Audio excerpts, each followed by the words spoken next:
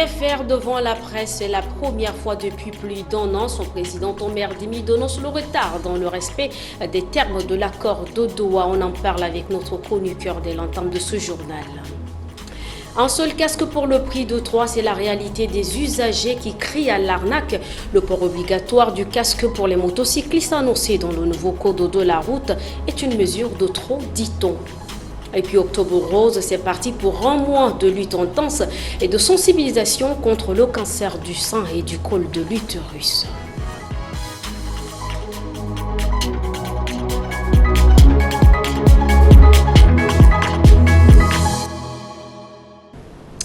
Bienvenue si vous nous rejoignez. Le plus important pour nous, ce sont les DDR, entendez par la démobilisation, démilitarisation et réinsertion et les promesses non tenues des autorités à Doha.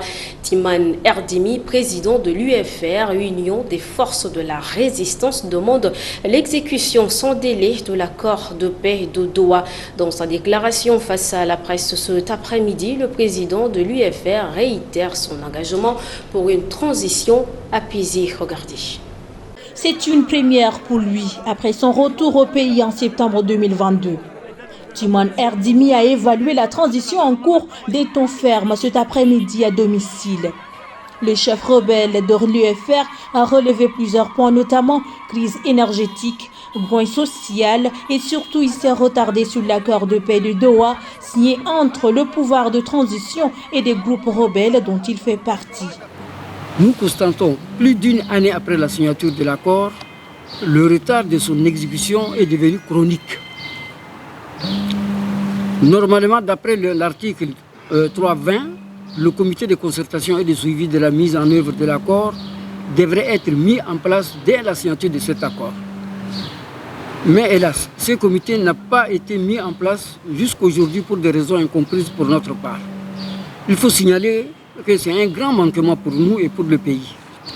Nous appelons donc les autres autorités de la transition en collaboration avec les politico-militaires signataires de l'accord et de la communauté internationale de combler ces manquements. Cependant, le plus important pour nous sont le processus du DDR et les promesses non tenues des hautes autorités à Doha. Timan Erdimi reste l'un des chefs rebelles le plus influent à regagner N'Djamena en septembre 2022, après des années d'exil politique. Son groupe rebelle UFR a échoué à la porte de N'Djamena en 2008. Rassemor Djimleila, je l'annonçais à l'entame du journal que nous parlerons de la déclaration de Timan Erdimi, président de l'UFR, avec notre chroniqueur Aladim Christian de la rédaction de Tchadonfo. Christian, bonsoir. Bonsoir, Justine. Alors la première question que j'aimerais vous poser, c'est pourquoi une telle déclaration maintenant? Timan Erdimi l'a dit, c'est la première fois depuis août 2022. Tout à fait, depuis qu'il est rentré, c'est la première fois qu'il s'exprime sur l'accord de paix de Doha avec les hommes des médias. Et je pense que c'est pour au moins ces deux raisons. Premièrement, parce que l'accord de paix de Doha traîne dans sa mise en œuvre, car il a été prévu un cessez-le-feu général, il a été prévu également des lois d'amnistie, la restitution des biens des chefs militaires rebelles. Si ces éléments que je viens de citer ont été respectés sur le plan du programme DDR, entendez par là désarmement, démobilisation et réinsertion, rien n'a été fait. Même si, je crois, en fin juin plutôt, 2023, le gouvernement avait mis en place une commission qui devait s'occuper de ces points. De ces DDR-là. Justement, mais sur le terrain, rien n'avance et à l'heure où nous sommes actuellement, on dirait les autorités de transition ont les yeux beaucoup plus tournés vers le référendum constitutionnel. Ça fait depuis août 2022. Pourquoi ça traîne? Pourquoi l'exécution des termes de l'accord de Doha traîne? Alors, plus d'un an, on va dire. Oui, plus d'un an. Je pense que le plus gros problème, c'est le financement du programme DDR. Car il s'agit là en réalité de prendre en charge des dizaines de milliers de personnes qu'il est convenu d'appeler ex-combattants de ces différents groupes rebelles. Et il est aussi question de prendre en charge les familles. Et c'est le travail que devrait faire la commission nationale chargée de la mise en œuvre de ce programme. Et le Tchad n'a pas vraiment de moyens financiers pour exécuter ce programme, donc il compte sur l'appui de ses partenaires. Apparemment, au niveau de ses partenaires, également, ça traîne. Il y a un blocus. Voilà. C'est à ce niveau, je pense qu'il y a ce retard. Le Tchad a dit n'avoir pas assez de moyens pour exécuter ces DDR, notamment, qu'évoque Timane Erdimi. Mais on va revenir un peu en arrière. Qui est Timane Erdimi? Alors, Timane Erdimi est un chef rebelle. Il est le fondateur avec son frère Tom Timi. Il faut le dire, ils sont jumeaux. Du groupe rebelle du nom RFC, Rassemblement des Forces pour le Changement. Et après des petites attaques à la frontière et autres, en 2008, leur groupe s'est associé à une coalition de rebelles qui ont attaqué N'Djamena en février.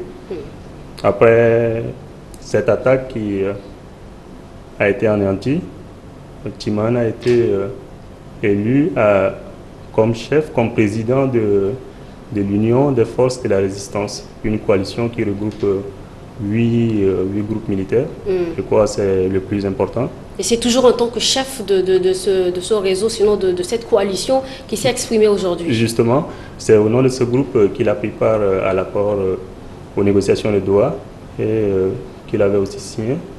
C'est aussi au nom de ce groupe qu'il a aujourd'hui parler à la presse.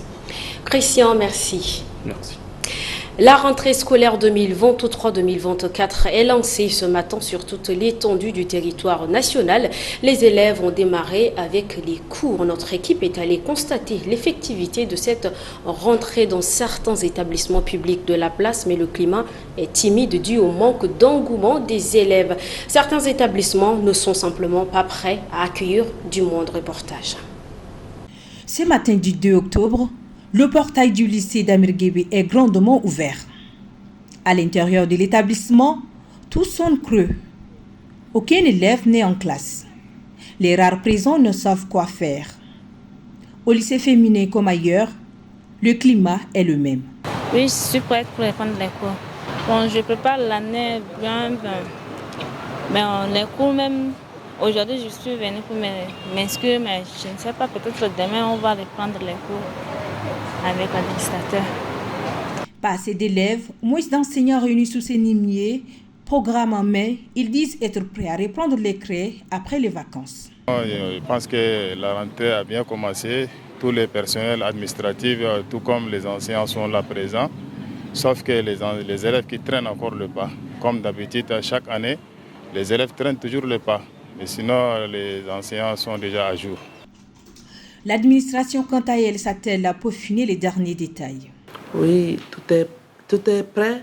On a élaboré l'emploi du temps depuis la rentrée, depuis le 15 septembre là-bas. On a fait la liste des classes. On a distribué l'emploi du temps aux enseignants ce matin. Donc, vous voyez, la cour est bien nettoyée. On a tenu une réunion avec les enseignants et voilà les enfants aussi qui sont là, vous les rencontrez. Et sinon, c'est un peu timide, il n'y a pas d'engouement et les parents sont encore réticents pour venir réinscrire leurs enfants. Si la reprise des cours se dessine dans certains établissements comme les lycées Félix Eboué, technique commerciale, ce n'est pas le cas ici. Le collège communal d'Amir Guébé est complètement sous l'eau. Et la pluie n'a pas encore dit son dernier mot. Au deuxième titre de cette édition, c'est une mesure d'eau trop. Les usagers n'ont plus de force. C'est ce qu'ont recueilli nos reporters sur le terrain ce matin suite à l'annonce du port obligatoire du casque pour les motocyclistes évoqué dans le nouveau code de la route jeudi 28 septembre. Les commerçants ont doublé, voire triplé le prix d'un casque sur le marché. Le reportage de Sanda Kapdana rendu par Assomor Djiblela. Ce casque coûtait encore 4 000 francs CFA. À l'intervalle de 2-3 jours, son prix a quasiment doublé, voire triplé au marché. Il se vend aujourd'hui à 10 000 francs CFA. Une augmentation soudaine au lendemain de l'annonce du port obligatoire de casque par les usagers. Face à nos caméras, les vendeurs gardent le silence et les usagers haussent le ton. On est obligé de payer parce que si on ne paye pas, on ne peut pas échapper aux amendes des policiers. Donc c'est comme ça, on est obligé d'acheter ça comme ça. Un policier, c'est un policier, hein, donc il faut aussi comprendre, c'est le pays qui est comme ça. Alors. Si tu achètes, tu n'achètes pas, tu auras toujours des problèmes avec les policiers. Le mieux, c'est d'être en règle. Donc on est obligé de faire avec. Chez les conducteurs de moto-taxi, c'est une mesure de trop. Les clandomanes. Le prix, maintenant, je viens de demander, ils m'ont dit 12 500. 12 500, je peux payer un casque et porter. Mais les clients dont je veux prendre, est-ce qu'il faut deux casques à la fois? Est-ce que le client va accepter qu'il va aussi porter les casques que je veux prendre comme secours? Mais le prix est vraiment trop élevé. Si on nous laisse à 5 000 ou bien à 6 000, là c'est à notre portée. Mais 10 000 pour un débrouillard, par jour on trouve peut-être 2 500, les besoins de la famille, tout ça, vraiment le prix est élevé. Si l'État peut revoir avec les commerçants, s'il peut nous baisser aussi le prix parce que chacun tire les draps de son côté. En 2015, le gouvernement a instauré le port obligatoire des casques. Une mesure qui a fait vague surtout dans le rang des élèves. Autre chose ce matin à l'espace culturel Tanilo Mano, l'association des jeunes entrepreneurs a fait un point de presse pour annoncer la deuxième édition du salon de l'entrepreneuriat qui se déroulera du 4 au 8 octobre 2023. Je vous invite à suivre un extrait du président de la dite association, Innocent Gotouta. Nous sommes le réseau des jeunes entrepreneurs tchadiens. Je crois que nous sommes déjà à notre deuxième ou troisième année. Et c'est la deuxième édition du Salon des jeunes entrepreneurs que nous organisons. Ce n'est pas notre première activité ni notre deuxième activité. Nous avons organisé plusieurs activités déjà. Ici à Akamod comme à IFT. Mais ici c'est notre première fois. L'activité va se dérouler de telle sorte qu'il y aura les stands. Il y aura des stands pour permettre à ces jeunes-là de venir exposer les produits. Les produits qu'ils ont eu à créer, à fabriquer eux-mêmes. D'aucuns vont vendre certains produits, donc il y aura des stands d'exposition. En dehors des stands d'exposition, nous avons dit qu'il faut aussi outiller ces jeunes-là pour les permettre de pouvoir se défendre. Parce que de nos jours, pour pouvoir avoir des financements, il va falloir rédiger des projets. Il va falloir rédiger des projets consistants. Donc c'est dans ce sens-là, il y aura en dehors des expositions, il y aura des formations. Il y aura des formations qui vont se dérouler ici, dans la matinée, et dans la soirée, ça va être des activités culturelles. Sous le patronage du Premier ministre de transition, la Ligue tchadienne contre le cancer lance Octobre Rose afin de sensibiliser la population à lutter contre ce mal. Le début de cette campagne de sensibilisation a lieu ce matin dans un hôtel de la place. Plus de détails avec Judith Kamtar et Aliou Thiam. Le clap du départ est donné par le Premier ministre de transition, Saleh Kebzabo. Et c'est parti pour un mois de lutte acharnée contre le cancer sous le thème « Tous ensemble contre les cancers du sein et du col de l'utérus ». Pendant toute la période de sensibilisation qui seront menées pour alerter sur les facteurs de risque et l'importance du dépistage. La Ligue contribue à l'amélioration de l'état de santé de la population dans le domaine carcinologique en menant des campagnes de sensibilisation sur les facteurs de risque de cancer, en faisant des plaidoyers auprès des autorités et partenaires, en promouvant le dépistage précoce de la maladie, en assistant les personnes atteintes ou affectées de cancer et en renforçant la capacité des auteurs de lutte contre le cancer. La prévention sera le mot-clé durant ce mois. Pour les spécialistes, plus tôt détecté, moins sa prise en charge est compliquée. Le cancer a fait 10 millions de morts, dont 685 000 décès par le seul cancer du sein, qui est en réalité le deuxième cancer le plus fréquent au monde. Alors, cette mobilisation que je vois ici est une mobilisation très importante. C'est une mobilisation qui nous dit que nous sommes prêts pour dépister, pour prévenir. Je vais dire pourquoi nous devons dépister et prévenir. Vous savez, nos pays en développement, ils ont très peu de moyens thérapeutiques. Nous devons donc nous placer sur la prévention, sur le diagnostic précoce. Ce lancement de campagne de sensibilisation a permis aux meilleurs reporters sur le sujet de lutte contre le cancer édition 2022 de recevoir les prix par catégorie. Chacun de ces gagnants a reçu un chèque de 1 million de francs CFA. Cette campagne de sensibilisation s'étendra avec diverses activités tout au long du mois d'octobre. Judith, merci à toute l'équipe de la rédaction. C'est ici que prend fin cette édition. Merci à vous de l'avoir suivi.